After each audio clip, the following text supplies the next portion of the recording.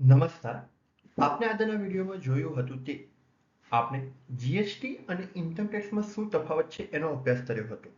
અત્યારે આપના સૌના મનમાં એક જાતનું કન્ફ્યુઝન હોય છે નાણાકીય વર્ષ અને અસેસમેન્ટ યર. આપણે જ્યારે બેંકમાં લોન માટે જઈએ અથવા કોઈ પણ જગ્યાએ આવકના પુરાવા તરીકે આપનું ડોક્યુમેન્ટ આપવાનું હોય ત્યારે આપણને પ્રશ્ન પૂછવામાં આવે છે આપનું આવકવેરા રિટર્ન આપો. ત્યારે આપણે એમ પૂછીએ છીએ કયા વર્ષનું રિટર્ન. આમાં જોવા જઈએ તો સામાન્ય ભાષામાં અને ઇન્કમ ટેક્સની ભાષામાં વર્ષનો ડિફરન્ટ હોય છે. આપણે જોઈએ તો જુદા જુદા વર્ષ હોય છે. પહેલાના જમાનામાં દિવાળી વર્ષ એટલે કે દર દિવાળીએ ચોપડાઓ જુદા કરવામાં આવતા. આપણે દિવાળીના તહેવારમાં ચોપડા પૂજન કરીને ચોપડાઓ બદલતા હોઈએ છીએ. બીજું, જાન્યુઆરીથી પણ વર્ષની શરૂઆત થતી હોય છે.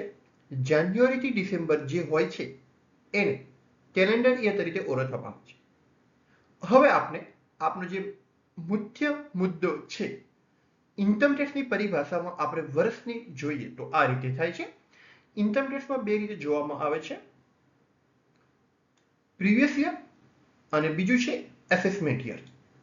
તો પ્રીવિયસ યર ફાઇનાન્શિયલ યર, જેને આપણે ગુજરાતીની પરિભાષામાં જોઈએ તો નાણાકીય વર્ષ કહેવામાં આવે છે.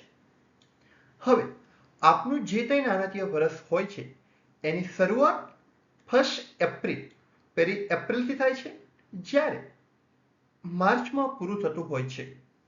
અત્યારે આપણે ચાલુ સ્થિતિમાં જોઈએ તો આજે મે 2024 છે. તો આ જે નાણાકીય વર્ષ છે એ 1 એપ્રિલ 2024 થી 31 માર્ચ 2025 સુધીનું જોવામાં આવે છે. હવે આ જે નાણાકીય વર્ષ પૂરું થાય એના પછી માર્ચ મહિનો પૂરો થાય પછી આપણે ઇન્કમ ટેક્સનું રિટર્ન ફાઇલ કરવાનું હોય છે. તો જે તે વર્ષમાં આપણે રિટર્ન ફાઇલ કરતા હોઈએ એને ઇન્કમ ટેક્સની પરિભાષામાં અસેસમેન્ટ યર એટલે કે આકારણી વર્ષ કહેવામાં આવે છે. આની વ્યાખ્યા નીચે મુજબ કરવામાં આવી છે. આકારણી વર્ષ એ નાણાકીય વર્ષ પછી આવે છે. આમાં નાણાકીય વર્ષ દરમિયાન કમાયેલી આવકનું મૂલ્યાંકન કરવામાં આવે છે અને તેના પર વેરા લગાવવામાં આવે છે.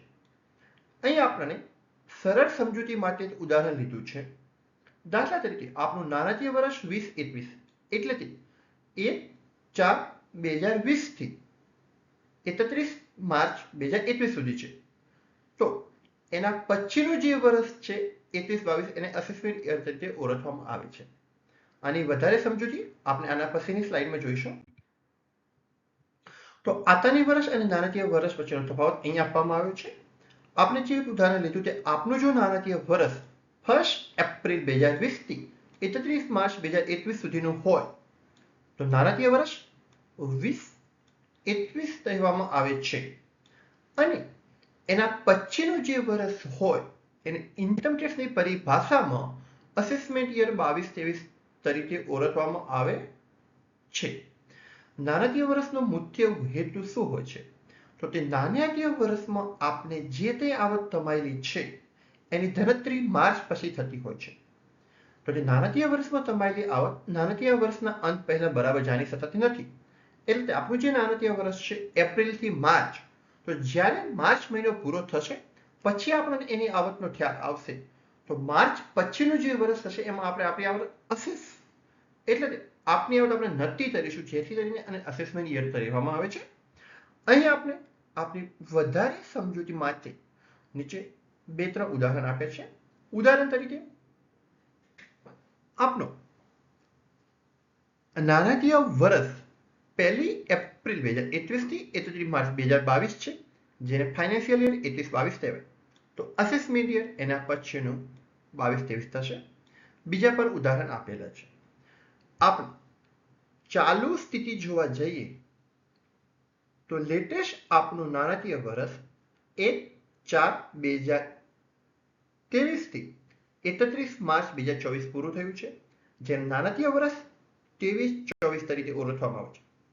જેને ઇન્કમ એના પછીના વર્ષમાં અસેસ થશે એટલે કે એને અસેસમેન્ટ યર 24-25 કહેવામાં આવે છે.